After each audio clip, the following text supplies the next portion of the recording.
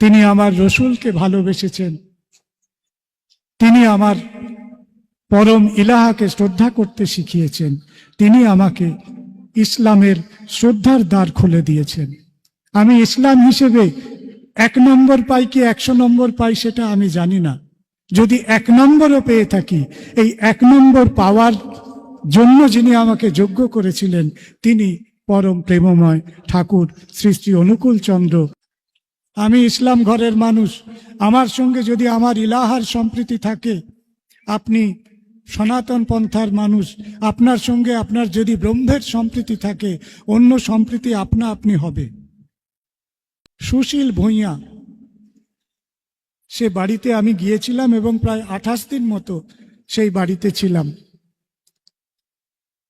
তো যেদিন আমার সে বাড়িতে যাওয়ার কথা, আমার দুপুরবেলা গিয়ে স্নান খাওয়া করার কথা, কিন্তু নানান কারণে আমি যখন পৌঁছেছি বেলা গড়িয়ে গেছে। সুবর্ণরেখা নদীর ধারে তাদের বাড়ি।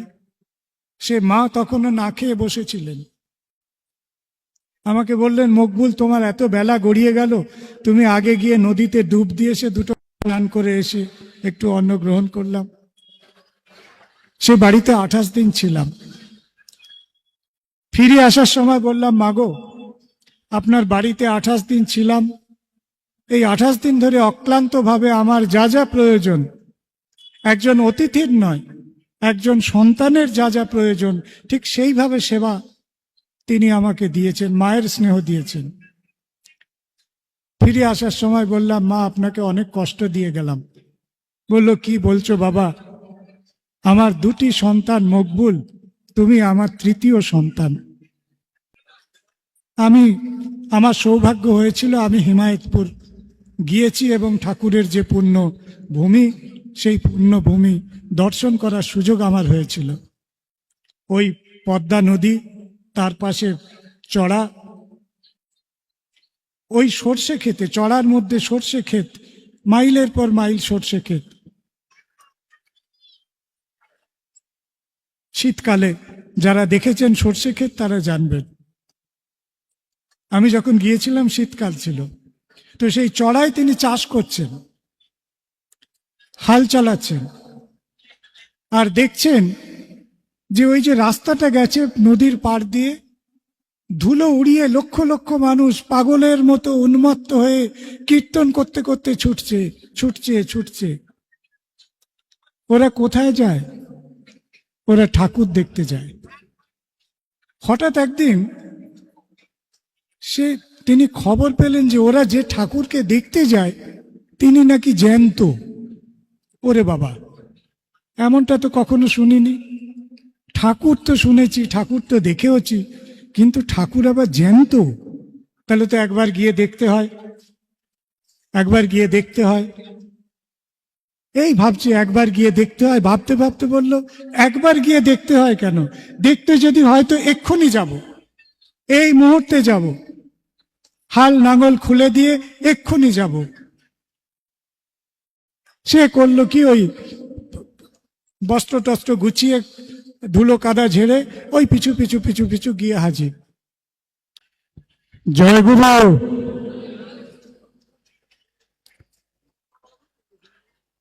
আমার বক্তব্যের বিষয় আপনারা ইতোমধ্যেই শুনেছেন।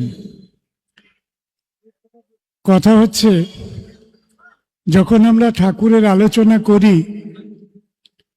কেউ কেউ কোনো একটা বিষয় নিয়ে একটু বেশি কথা বলি, কিন্তু আমাদের যা কিছু বক্তব্য, গোটা সৎসঙ্গে যেখানে ঠাকুর নিয়ে যা কিছু আলোচনা হয়, প্রত্যেকের কেন্দ্রে ঠাকুরের আদর্শ এবং ঠাকুরকে অনুসরণে আমাদের ভূমিকা। এইটি সবার ওপরে সত্য, সবার ওপরে মানুষ সত্য। সৎসঙ্গীরা বিশ্বাস করে মানুষের ওপরে পুরুষোত্তম সত্য। এই যে সত্য রেখা, এর বাইরে কোনো কথা নেই। ঠাকুর এসেছিলেন, তিনি মানুষের প্রাণের কাছে মুখ রেখে তাকে উজ্জীবনের মহামন্ত্র দিতে।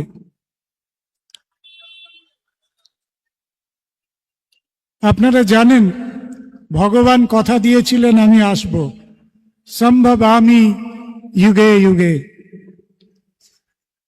এ আমরা সবাই জানি।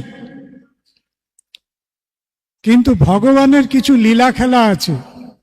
তিনি যুগে যুগে আসেন তো বটে, সোজা করে যদি বুঝতে হয় তাহলে বলবো তিনি বারবার পোশাক বদল করে আসে। এই জন্য তাকে মাঝে মাঝে চেনা আমাদের মুশকিল হয়ে যায়। যিনি চেনেন তিনি চিনিয়ে দেন, তিনি ধরিয়ে দেন। ভগবান নিজে চট করে ধরা দিতে চান না, কিন্তু তিনি বারবার আসেন। তিনি বুদ্ধ অবতার, তিনি হযরত মুহাম্মদ সাল্লাল্লাহু আলাইহি সাল্লাম, তিনি যীশু খ্রিস্ট, তিনি শ্রী চৈতন্যদেব, তিনি পরম্পরাক্রমে এসেছেন। এই যে পুরুষোত্তমের আগমনের পরম্পরা, এবং যতবার তিনি এসেছেন ততবার তিনি পূর্ববর্তীকে পরিপূর্ণ করেছেন। এইটি আমাদের দর্শন। পুরুষোত্তম আসেন যখন সব গুরুরই সার্থকতা। ঠাকুর এসেছে মানে তার মধ্যে সবাই সবাই সবকে পাবে, সবাইকে ধারণ করে তিনি আছেন। মহানবী সম্পর্কে তিনি এই কথাটি বলেছিলেন যে তিনি যখন এসেছিলেন সবাইকে পরিপূর্ণ করে এসেছিলেন, সবার পূরণ করেন যিনি। আমরা অনেক কিছু নিয়ে ছায়ার সাথে কুস্তি করে গাত্রে হলো ব্যথা। ধর্ম নিয়ে যে বিভ্রান্তি এবং যে অনাকাঙ্ক্ষিত ঘটনা, এ বিষয়ে বিস্তারিত আলোকপাত করার দরকার নেই, আপনারা সবাই জানেন। আমি শুধু ঠাকুরের অবস্থান বলছি। তিনি বলেছিলেন যে ধর্মে সবাই বাঁচে বাড়ে। বাঁচার জায়গা এবং উদ্বর্ধনার জায়গা। যদি কেউ নিজেকে ধর্মের মধ্যে রাখে, নিজের মধ্যে ধর্মকে প্রতিষ্ঠা করে, ধর্ম প্রতিষ্ঠার কোথায় হবে, কিভাবে হবে, ঠাকুরের উত্তরটি আপনারা শুনে নিন, ঠাকুরের দর্শনটি আপনারা বুঝে নিন। ধর্ম প্রতিষ্ঠা বাইরে কোথাও হবে না। ধর্ম প্রতিষ্ঠা হবে নিজের মনে, নিজের চেতনায়, নিজের প্রাণের কেন্দ্রে, নিজের বোধ বুদ্ধি বিবেকের ভিতরে ধর্মের প্রতিষ্ঠা হবে। এই যে দর্শন, এই জন্য ধর্মে প্রতিষ্ঠার জন্য এত কর্মকাণ্ড, এত শিক্ষা দীক্ষা নিয়ে শিক্ষা ধরিস। আপনি ওই চোখ পাবেন কোত্থেকে? নিজের মধ্যে ধর্ম প্রতিষ্ঠা করার সেই জ্ঞান তো আপনার দরকার, আমার দরকার, আমাদের প্রত্যেকের দরকার। সেই জ্ঞানের জন্য যে পদ্ধতির ভিতর দিয়ে যেতে হয়, সেই পদ্ধতির নাম দীক্ষা। এখান থেকে শুরু করতে হবে। আমি কিছু লিটারেচার পড়লাম, আমি কিছু বক্তৃতা শুনলাম, আমি ঠাকুরের জীবন আদর্শ যা কিছু বলেছে জীবনে কোনোদিন কিছু পালন করলাম না, এরকমটা নয়। আচরণ আচরণ আচরণ, আচরণে যতক্ষণ না ফুটে উঠছে ততক্ষণ ধর্ম ফুটছে না। আচরণই বোধ চয়নে জ্ঞানের সাগর হনাপার। আমাদের সেই আচরণটাই তো নেই। এখান থেকে আমাদের সূচনা, এখান থেকেই আমাদের এই জায়গাটাই যার নড়বড়ে, তার সারা অনেক কিছুই নড়বড়ে হয়ে গেছে। একটু শিক্ষার কথা, একটি কথা বলি, বলে আমি আমার অনুভূতির কথা বলবো। কারণ আচার্যদেব চাইছেন আমরা ঠাকুরের অনুভূতির কথা বলি। ঠাকুরকে পেয়ে আমার কিরকম লাগলো, আমার জীবনে কি উদ্বর্ধনা হলো বলে আমি মনে করছি, এই কথাগুলো আমি আপনাদের কাছে বলবো। এবং লক্ষ লক্ষ সৎসঙ্গী ভাই বোনেদের কাছে, মায়েদের কাছ থেকে আমি কি শিক্ষা পেলাম, সেটা আমাকে কিভাবে এগিয়ে দিল, এরকম একটি কথা বলবো। দীক্ষা দিয়ে শুরু করতে হবে। আপনারা ভাববেন না দীক্ষা কোনো একটা রিচুয়াল, একটা আনুষ্ঠানিকতা মাত্র নয়। দীক্ষা নিয়ে আমরা প্রকৃত শিক্ষাকে যদি নিজের জীবনে প্রয়োগ করি, প্রায়োগিকতা, অ্যাপ্লিকেশন, অ্যাপ্লাই যদি না করি, অ্যাপ্লাইড রিলিজিয়ান, তাহলে আমি ফাঁকিতে পড়ব। ঠাকুর বলছেন আমাকে ঠাকুর সাজিয়ে ভক্ত হয়ে বসো না। ফাঁকি দিলে নিজেই ফাঁকিতে পড়তে হবে। ফলে আমরা সত্যিকারের দিশায় সহি ইমানদারের মতো আমরা যেন পরমকে, যিনি চরম তত্ত্ব, তার কাছে নত হতে শিখি। ঠাকুরের একটি ছোট্ট ছড়া, দীক্ষা নিয়ে শিক্ষা ধরিস। কেন আগে শিক্ষা নয় কেন? আমরা জানি শিক্ষা দীক্ষা, তাই তো জানি এই লোকটা শিক্ষা দীক্ষা আছে অথবা শিক্ষা দীক্ষা নেই। এই তো আমাদের দুটি শব্দের অর্ডার, আগে শিক্ষা পরে দীক্ষা। ঠাকুর এটাকে উল্টে দিলেন। কারণ যেভাবে চলছে, এটার যদি একটা উদ্বর্ধনামুখী একটা চিন্তা মানুষকে না দেওয়া যায়, তাহলে কিন্তু পরিস্থিতি ভালোর দিকে যাবে না। আগে দীক্ষা। শিক্ষা নিয়ে আপনি কি করবেন, আমি কি করব? এই একটু আগে ধূমপানের কথা হলো। আমি একটা ছোট্ট উদাহরণ দিই আপনাদের কাছে। একটি জায়গায় লেখা রয়েছে ধূমপান করবেন না। ভালো করে শুনুন মায়েরা, ধূমপান করবেন না। ধূমপান ধীরে ধীরে মৃত্যু ডেকে আনে। কোনো একটা স্বেচ্ছাসেবী সংস্থা তার তলায় কেউ লিখে গেছে, কেউ মানে ধরুন নিরুদ্দিষ্ট কেউ, তারা লিখেছে আমাদের মরবার কোনো তাড়া নেই, আমরা ধীরে ধীরেই মরতে চাই। এই লোকটা তো শিক্ষিত মানুষ, তার শিক্ষা আছে, তার বর্ণবোধ আছে, সে পড়তে পারে, সে জানে কোথাও কিছু একটা লেখা আছে, এটা যদি আমার পছন্দ না হয় আমি আমার মতকে তুলে ধরতে পারি। কিন্তু এই পরস্পর দুটি বাক্যের ভিতর দিয়ে আমরা তার মানসিকতাকে যেভাবে রিড করছি, তাতে করে বোঝা যায় তার শিক্ষা আছে, কোনো দীক্ষা নেই। এই হচ্ছে দীক্ষাবিহীন শিক্ষার ফল।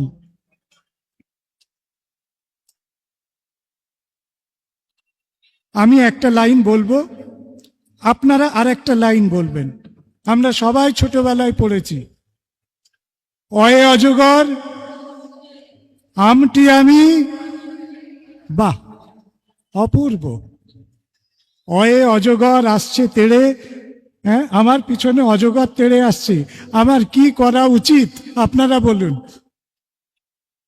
আপনারা বলুন। মনে করুন আমার পিছনে অজগর তাড়া করেছে, আমি কি করব?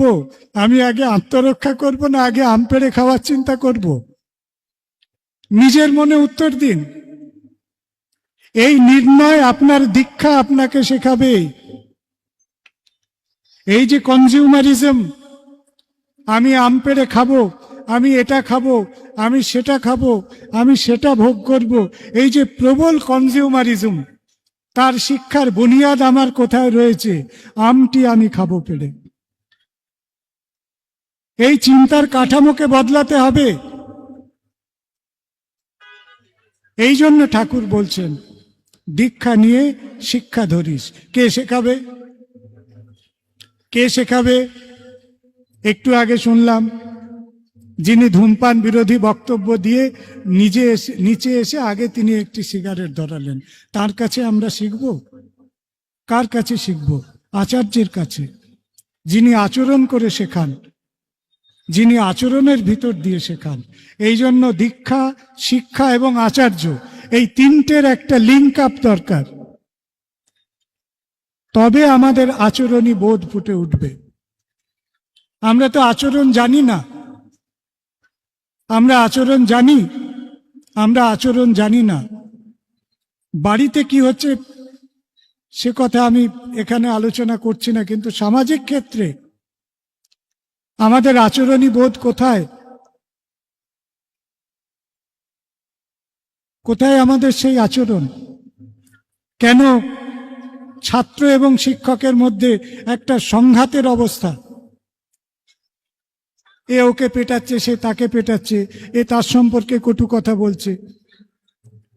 কেন একটি মেয়ে রাত্রিবেলা কর্মক্ষেত্রে নিরাপদ বোধ করছে না? আচরণ কোথায়? আচরণী বোধ চয়নে জ্ঞানের সাগর হনা পার।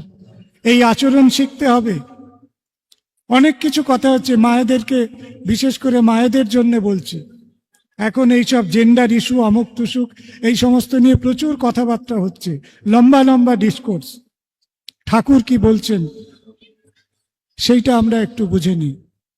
ঠাকুর বলছেন, তুমি নারীকে মা বলতে শেখো, তুমি নারীকে মা বলতে শেখো। এই শিক্ষা আপনার কেজি থেকে পিজি পর্যন্ত কোন সিলেবাসে, কোন বইয়ের কোন পাতায় আছে আমাকে শেখান, আমাকে জানান।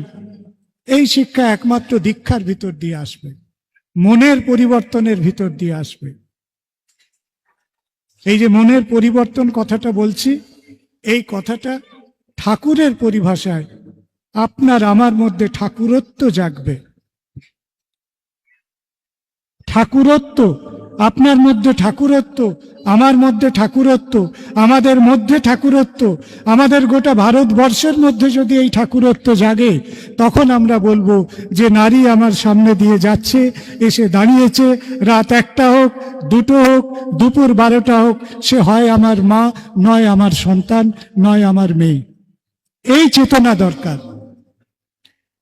আর এই চেতনা নিয়ে সারা ভারতবর্ষ যদি জেগে ওঠে, তাহলে পরের স্তরটা বুঝে নিন, এই ভারতবর্ষ আর্য ভারতবর্ষ।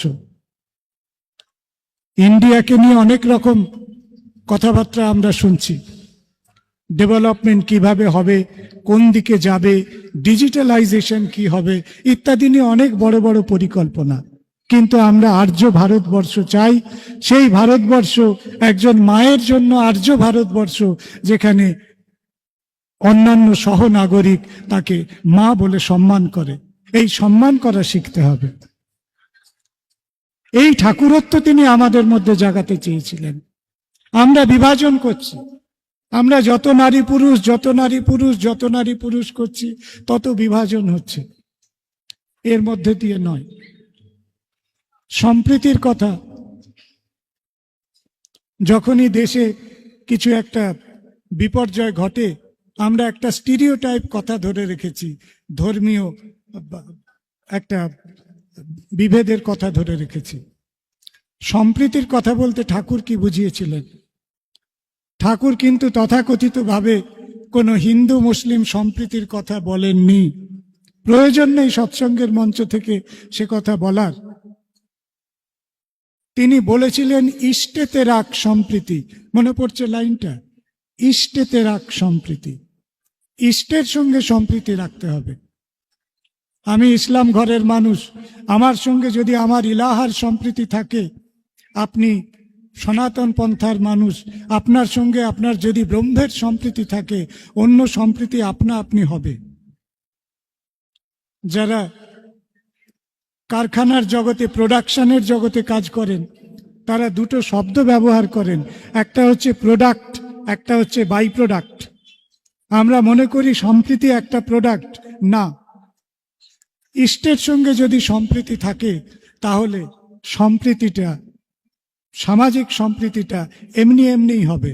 সেটা আমার প্রোডাক্ট যদি আমার সঙ্গে আমার ইষ্টের মিলন হয়, আমার পাশের মানুষের সঙ্গে আমার মিলন এমনি এমনিই হবে। এটা বাই প্রোডাক্ট। সেইটা আমাদের ভাবতে হবে। আমি দুটি মায়ের কথা বলবো, যে মা আমাকে প্রথম সৎসঙ্গের এই যে আপন করে নেওয়া ভাব, এটা আমাকে শিখিয়েছিল 1992 সালের কথা। আমি গবেষণার সূত্রে গিয়েছিলাম গোপীবল্লভপুর। আপনারা হাতিবাড়ি বলে একটা জায়গার নাম শুনে থাকবেন, একদম ওড়িশা, এখন ঝাড়খণ্ডের বর্ডারে গোপীবল্লভপুর। সুশীল ভূঁইয়া, সে বাড়িতে আমি গিয়েছিলাম এবং প্রায় 28 দিন মতো সেই বাড়িতে ছিলাম। তো যেদিন আমার সে বাড়িতে যাওয়ার কথা, আমার দুপুরবেলা গিয়ে স্নান খাওয়া করার কথা, কিন্তু নানান কারণে আমি যখন পৌঁছেছি বেলা গড়িয়ে গেছে। সুবর্ণরেখা নদীর ধারে তাদের বাড়ি। সে মা তখনও না খেয়ে বসেছিলেন। আমাকে বললেন, মকবুল, তোমার এত বেলা গড়িয়ে গেল, তুমি আগে গিয়ে নদীতে ডুব দিয়ে এসে দুটো স্নান করে এসে একটু অন্ন গ্রহণ করলাম। সে বাড়িতে 28 দিন ছিলাম। ফিরে আসার সময় বললাম, মাগো, আপনার বাড়িতে 28 দিন ছিলাম, এই 28 দিন ধরে অক্লান্তভাবে আমার যা যা প্রয়োজন, একজন অতিথির নয়, একজন সন্তানের যা যা প্রয়োজন, ঠিক সেইভাবে সেবা তিনি আমাকে দিয়েছেন, মায়ের স্নেহ দিয়েছেন। ফিরে আসার সময় বললাম, মা, আপনাকে অনেক কষ্ট দিয়ে গেলাম। বলল, কি বলছো বাবা, আমার দুটি সন্তান, মকবুল, তুমি আমার তৃতীয় সন্তান। আমি সেদিন ভাবছি যে এই যে মন, এই মন তিনি কোথায় পেলেন? তুমি আমার তৃতীয় সন্তান, তুমি আমার সন্তান, এই মন কি করে তৈরি হলো? এই মনই তো আমরা তৈরি করতে চাই। এই দেশের এত বিপর্যয়, এত রকম পলিসি, এত নিয়ম, এত কানুন, শুধু এই মন যদি আমরা তৈরি করতে পারি, তাহলে এত বিপর্যয় দেশে থাকবে না। তুমি আমার তৃতীয় সন্তান। আমি অভিভূত হয়ে গেছি। আমি ভাবছি, আমার এতদিনের লেখাপড়ার জীবনে ঠিক এই রকম ভাবে এই রকম বাক্য আমি তো কখনো শুনিনি। এই আন্তরিকতা চাই। মনকে গঠন করতে হবে, মাইন্ড কন্ট্রোল শুধু না, মাইন্ডকে ক্রিয়েট করতে হবে। পাবনার কথা, এক কৃষকের কথা। মহান আল্লাহ এবং মহানবী হযরত মুহাম্মদের প্রতি নত থাকা এক কৃষকের কথা। আমার সৌভাগ্য হয়েছিল, আমি হিমায়তপুর গিয়েছি এবং ঠাকুরের যে পুণ্য ভূমি, সেই পুণ্য ভূমি দর্শন করার সুযোগ আমার হয়েছিল। ওই পদ্মা নদী, তার পাশে চড়া, ওই সর্ষে ক্ষেতে, চড়ার মধ্যে সর্ষে ক্ষেত, মাইলের পর মাইল সর্ষে ক্ষেত। শীতকালে যারা দেখেছেন সর্ষে ক্ষেত তারা জানবেন। আমি যখন গিয়েছিলাম শীতকাল ছিল, তো সেই চড়ায় তিনি চাষ করছেন, হাল চালাচ্ছেন, আর দেখছেন যে ওই যে রাস্তাটা গেছে নদীর পাড় দিয়ে, ধুলো উড়িয়ে লক্ষ লক্ষ মানুষ পাগলের মতো উন্মত্ত হয়ে কীর্তন করতে করতে ছুটছে ছুটছে ছুটছে। ওরা কোথায় যায়? ওরা ঠাকুর দেখতে যায়। হঠাৎ একদিন তিনি খবর পেলেন যে ওরা যে ঠাকুরকে দেখতে যায় তিনি নাকি জ্যান্ত। ওরে বাবা, এমনটা তো কখনো শুনিনি। ঠাকুর তো শুনেছি, ঠাকুর তো দেখেওছি, কিন্তু ঠাকুর আবার জ্যান্ত? তাহলে তো একবার গিয়ে দেখতে হয়, একবার গিয়ে দেখতে হয়। এই ভাবছি একবার গিয়ে দেখতে হয়, ভাবতে ভাবতে বলল, একবার গিয়ে দেখতে হয় কেন? দেখতে যদি হয় তো এক্ষুনি যাব, এই মুহূর্তে যাব, হাল নাঙল খুলে দিয়ে এক্ষুনি যাব। সে করলো কি, ওই বস্ত্র টস্ত্র গুছিয়ে ধুলো কাদা ঝেড়ে ওই পিছু পিছু পিছু পিছু গিয়ে হাজির। ঠাকুর বসে আছেন, দূর থেকে এমনি করে খুব সংকোচের সঙ্গে দেখছেন। আর ঠিক তার উপরে ঠাকুরের দৃষ্টি পড়েছে। ঠাকুরের পাশে যারা ছিলেন তাদেরকে বললেন, ওরে আমার কাছে ডাক। কেউ গিয়ে বলল, আপনাকে ঠাকুর ডাকছে। সে তো একেবারে ভয়ে সংকোচে আবেগে পুরো থরথর করে কাঁপছে। কি রে বাবা, ঠাকুর আমাকে ডাকছেন, যাকে দেখার জন্য লক্ষ লক্ষ মানুষ ছুটে আসছে, আমি এসে কি এমন অপরাধ করে ফেললাম, কিছু কি দোষ ত্রুটি হয়ে গেল?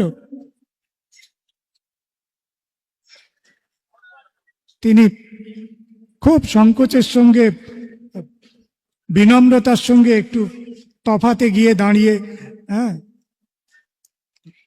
পাশে যিনি ছিলেন তাকে কিছু কথা বলে দিলেন। তিনি এসে সেই কৃষক মহোদয়কে জানালেন। শুনে তার কি আনন্দ! হ্যাঁ হ্যাঁ হ্যাঁ, ঠিক আছে ঠিক আছে ঠিক আছে। বলল, তুই আবার আসবি তো? তোকে আমার আবার দেখতে ইচ্ছে করে। এইরকম ভাবে 7 দিন 8 দিন কিছু বলে দেওয়া হয়। তিনি বললেন, হ্যাঁ হ্যাঁ। আবার তিনি আসেন। একদিন ঠাকুর তাকে বললেন, হ্যাঁ, এবার তোকে ঠিক সেরকমটি লাগছে যেমনটি তোর রসুল তোরে হতে কইছিল। এখন তোমাকে ঠিক সেই রকমই লাগছে যেমনটা তোমার রসুল তোমাকে হতে বলেছিল। এই হচ্ছে ঠাকুরের আদর্শ। আপনারা ভাববেন না জনৈক মকবুল ইসলাম সে সৎসঙ্গের মঞ্চে এসে দাঁড়িয়ে ঠাকুরের কথা বলছে। আমাকে কিন্তু আমার পূর্বপুরুষ চেতন ধারা ত্যাগ করতে হয়নি। এইটি ঠাকুরের আদর্শ। গিলে খাওয়া সম্প্রীতি নয়। অজগর সবকিছুকে গিলে খায়, একে সম্প্রীতি বলে না। ঠাকুর বলেছিলেন যে প্রত্যেকটি ধর্মের মানুষ আরো ভালো, আরো ধর্মীয় উচ্চতায় উঠুক। আমি আচার্যদেবের কাছে, পূর্বতন আচার্যদেবের কাছে যখন গিয়েছিলাম, ডক্টর সুভাষ বন্দ্যোপাধ্যায় আমার ঋত্বিক এবং দুর্গাশঙ্কর মুখার্জি ছিলেন, দেবাশিস দা বলে একজন ছিলেন, পুরনোরা চিনবেন। বললেন, মকবুল এসেছে। আমাকে প্রথম কথা আচার্যদেব বলেছিলেন, মকবুল ভাই, নামাজ রোজাটা করা লাগে, নামাজ রোজাটা করা লাগে। পূর্বপুরুষ চেতন ধারা ধর্মে যদি ছাড়তে হয়, জোর গলাতে বলছি আমি, নিছক সেটা ধর্ম নয়। ধর্মের অদল বদল করার ব্যাপার নয়। সৎসঙ্গের দীক্ষা কোনো রিলিজিয়াস কনভার্সন নয়। সৎসঙ্গের দীক্ষা আমার রুচির কনভার্সন, আমার চিন্তার কনভার্সন, আমার বোধ কাঠামোর কনভার্সন। এই দীক্ষা, এই শিক্ষা আমাদেরকে নিতে হবে। আমার মাইন্ডসেট যদি আমি চেঞ্জ না করি তাহলে খুব মুশকিল। রমজানের সময় যখন সৎসঙ্গ পড়ে, বিভিন্ন জায়গায় যখন সৎসঙ্গে যেতে হয়, আমার গুরু ভাইরা প্রত্যেকে কিন্তু ইফতারের ব্যবস্থা করেন। ফলে ওই যে বাক্য নামাজ রোজাটা করতে হয়, আমি কত তর্ক করেছি বাড়িতে, এসব মধ্যযুগীয় ব্যাপার, এসব এখন আর চলে না, ইত্যাদি ইত্যাদি। যেমন হয় এক সময়কার সন্তানরা প্রচুর তার্কিক হয়, আমারও সে পর্ব ছিল। কিন্তু আমি যখন আচার্যদেবের কাছে গেলাম, আমি উল্টো দিক থেকে একটা জোর ধাক্কা লাগলো আমাকে। এ কি শুনলাম!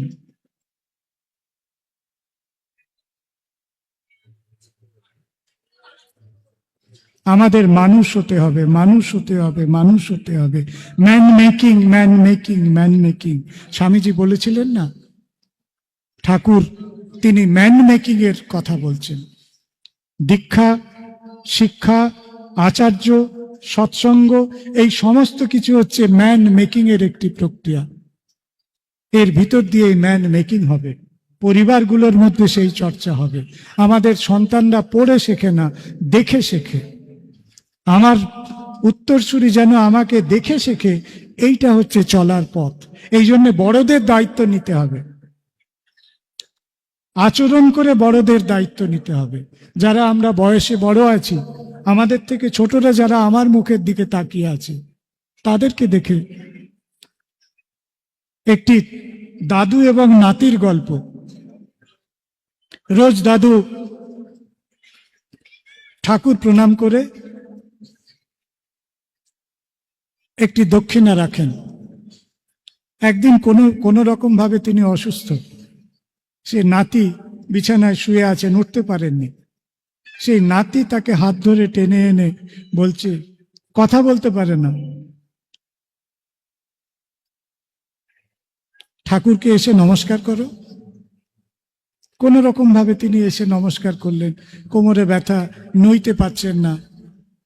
তারপরে দান বাক্সটা দেখিয়ে বলছেন,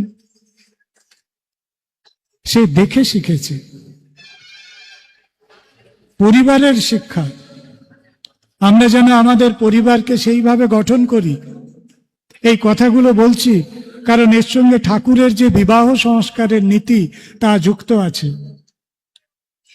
আমাদের পারিবারিক জীবন থেকে এই সন্তান যেন আমাদের দেখে শেখে। কোন তথাকথিত সম্প্রদায়ের কথা নয়, সৎসঙ্গ। সৎসঙ্গ, আমি একটি কথা বলতে পছন্দ করি, সৎসঙ্গ একটি অসাম্প্রদায়িক সম্প্রদায়, ধর্মীয় বিভাজন বিমুক্ত একটি সম্প্রদায়। কাজী নজরুল ইসলাম লিখেছিলেন, গাহি সাম্যের গান, যেখানে আসিয়া এক হয়ে গেছে সব বাধা ব্যবধান, যেখানে মিশেছে হিন্দু বৌদ্ধ মুসলিম খ্রিস্টান, গাহি সাম্যের গান। আপনারা বলুন তো সবাই, এই কথাটি যেখানে মিশেছে হিন্দু বৌদ্ধ মুসলিম খ্রিস্টান, আপনারা যখন দেওঘরে যান তখন এই সত্য প্রত্যক্ষ করেন কি করেন না? হ্যাঁ কি না, জোরে বলুন। হ্যাঁ, এই হচ্ছে সম্প্রীতি, এই হচ্ছে ইষ্টের সম্প্রীতি।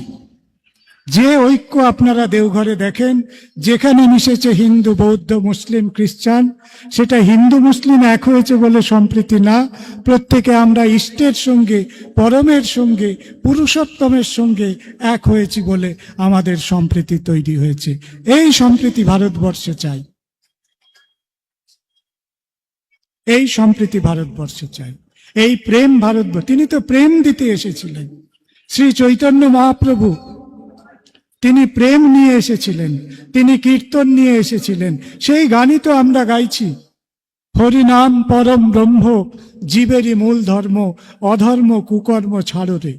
এই চারটে কথার মধ্যে তো বিরাট তত্ত্ব লুকিয়ে রয়েছে। হরিনাম পরম ব্রহ্ম, পরমকে আমরা পেয়ে গেলাম, জীবের মূল, অধর্ম কুকর্ম ত্যাগ করো, এই তো কথা, এর বেশি তো কোনো কথা নেই। স্বামী বিবেকানন্দ তিনিও তথাকথিত ভাবে কোনো হিন্দু মুসলিম ইউনিটির কথা বলেনি, তিনি বলেছিলেন বৈদান্তিক মস্তিষ্ক ইসলামী দেহ। ঠাকুর বললেন আর্য ভারতবর্ষের কথা। আপনারা শুনেছেন, আর্য ভারতবর্ষ আমার জ্ঞান ও গরিমা গরবিনী। সেই শিক্ষা চাই, শিক্ষাকে উল্টো বুঝলে হবে না, জিনিসটাকে উল্টো বুঝলে হবে না, সোজা জিনিস সোজাভাবে বুঝতে হবে। আমি শেষ করব,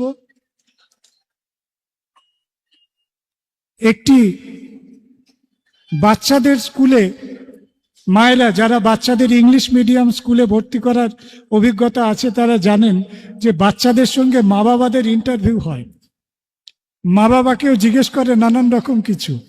এরকম একটি স্কুলের কথা, মা বাবাকে জিজ্ঞেস করা হয়েছে কাক কালো কেন, কাক কালো কেন? ওরে বাবা, কাক কালো কেন, এ প্রশ্নের কি উত্তর আছে? এই মুহূর্তে তো আমরাও হয়তো উত্তর খুঁজে পাবো না। যাই হোক, মা বাবা কোনো রকম ভাবে একটা উত্তর খোঁজার চেষ্টা করছিলেন, কিন্তু সে উত্তর প্রশ্নকর্তার কাছে টিকলো না। বাচ্চাটা নেচে গিয়ে বেড়াচ্ছে, বলছে, আরে খিলখিল করে হেসে যাচ্ছে, বলছে এই তুমি এমন করে হাসছো কেন, তুমি কি জানো কাক কালো কেন? বললো হ্যাঁ জানি, কালো, কাক কেন কালো? বললো বলো তো কাক কেন কালো? বললো কাকের মা কালো, কাকের বাবা কালো, তাই কাক কালো। একে বলে সহজ জ্ঞান। কাকের গল্প আপনাদের শোনাচ্ছি না, অভ্যাস ব্যবহার সহজ জ্ঞান না হলে শিক্ষা হয় না, একে বলে সহজ জ্ঞান। এই সহজ জ্ঞান আমাদের দরকার। ঠাকুর সম্পর্কে সহজ জ্ঞান দরকার। হরিনাম পরম ব্রহ্ম, তিনি হরিনাম আপনাকে দিয়েছেন। জীবের মূল কর্ম হচ্ছে সেই নাম। অজপা নামে কররে নেশা। নেশা বিরোধী অনেক কিছু তৈরি হচ্ছে, নেশা বিরোধী অনেক কিছু তৈরি হচ্ছে। কিন্তু আমি বলছি, আপনারা যদি নেশা করতে চান, যদি সত্যি সত্যি আপনার নেশা করার সদিচ্ছা থাকে, আপনারা সৎসঙ্গে আসুন। আমি আপনাদের নেশা করার কথা বলাবো। অজপা নামে কররে নেশা। যদি নেশাই করতে চান, অজপা নামে নেশা করুন। হরি নাম পরম ব্রহ্ম, জীবেরই মূল ধর্ম। অজপা নামে নেশা করুন। যে নেশা জীবনকে নষ্ট করে, পরিবারকে নষ্ট করে, বৃত্তিকে নষ্ট করে, প্রবৃত্তিকে নষ্ট করে, সে নেশা করবেন না। অজপা নামে নেশা করুন। আসুন আমরা সবাই হিন্দু মুসলমানের ঊর্ধ্বে উঠি। আমরা সবাই যে যার ধর্ম, যে সংকীর্ণতার চিন্তা, তার থেকে একটু ঊর্ধ্বে উঠি। ঠাকুর তিনি মহানবীকে কি ভাষায় সম্মান জানিয়েছিলেন জানেন? ইসলাম প্রসঙ্গ বলে একটি ঠাকুরের আলোচনা সাহিত্যের গ্রন্থ আছে, মহা অমূল্য গ্রন্থ। তুলনামূলক ধর্ম, কম্পারেটিভ রিলিজিয়ানের ওপরে এত ভালো ডায়লগ খুব কম জায়গায় পাবেন। সেখানে তিনি ইসলামের পঞ্চতত্ত্ব, নামাজ, রোজা, হজ, জাকাত, কলেমা, সেখানে মিরাজ, সেখানে মহানবী তত্ত্ব, সেখানে আল্লাহ তত্ত্ব খুব সুন্দরভাবে বলা আছে। আর মহানবী সম্পর্কে তিনি বলেছিলেন, পুরুষোত্তম হজরত, আমায় আশীর্বাদ করো, আমি যেন তোমার নতিতে নতিমান হয়ে লা শরীক অভিগমনে পরম কারুণিক আল্লাহ তাআলাকে সেজদা করতে পারি। এই লাইন যেদিন আমি প্রথম পড়লাম, আমার ভেতরটা পুরো কেঁপে গিয়েছিল। আমি লজ্জিত হয়েছিলাম এই ভেবে যে আমি ইসলামের ঘরে জন্মেছি, সুফি পরিবারে জন্মেছি। আমার মা, আমার আব্বাজান, আমার আম্মাজান দিনের মধ্যে 5 ওয়াক্ত নামাজ পড়তেন, কিন্তু আমি তো কোনোদিন এই ভাষায়, এই গভীরতায়, এই আরতি নিয়ে, এই আন্তরিকতায় রসুলকে শ্রদ্ধা করতে শিখিনি। আমার চোখ সেদিন খুলে গিয়েছিল। তিনি আপনাদের প্রশ্ন থাকবে, কেন মকবুল ভাই সৎসঙ্গে এসে এই সমস্ত কথা বলছে? এর উত্তর আমার কাছে নেই, আমার একটি সহজ উত্তর আছে। তিনি ভালোবেসে ভালোবাসতে শিখিয়েছেন। তিনি আমার রসুলকে ভালোবেসেছেন। তিনি আমার পরম ইলাহাকে শ্রদ্ধা করতে শিখিয়েছেন। তিনি আমাকে ইসলামের শ্রদ্ধার দ্বার খুলে দিয়েছেন। আমি ইসলাম হিসেবে 1 নম্বর পাই কি 100 নম্বর পাই সেটা আমি জানি না। যদি 1 নম্বরও পেয়ে থাকি, এই 1 নম্বর পাওয়ার জন্য যিনি আমাকে যোগ্য করেছিলেন, তিনি পরম প্রেমময় ঠাকুর শ্রী শ্রী অনুকূল চন্দ্র। তার ইসলাম প্রসঙ্গ গ্রন্থ এবং তার আচার্যদেবের বাণী, মকবুল ভাই নামাজ রোজা করতে হয়। মনে পড়ছে অনন্ত মিস্ত্রিদার একটি গানের কথা, মরুতে এলেন মোহাম্মদ, মথুরাতে এলেন শ্যাম, ইমান খেলেন রসুল আল্লাহ, লীলা খেলেন ঘনশ্যাম।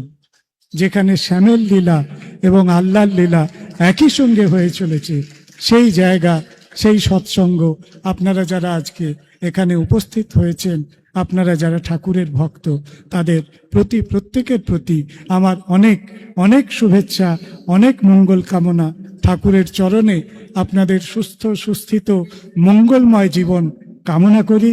আপনাদের প্রত্যেকের ওপরে মালিকের মেহেরবানি, ঠাকুরের আশীর্বাদ বর্ষিত হোক। सर्वे भवन्तु सुखिनः, सर्वे सन्तु निरामया, सर्वे भद्राणि पश्यन्तु, मा कश्चित् दुःख भाग् भवेत्। अस्सलामु अलैकुम व रहमतुल्लाहि व बरकतुहु।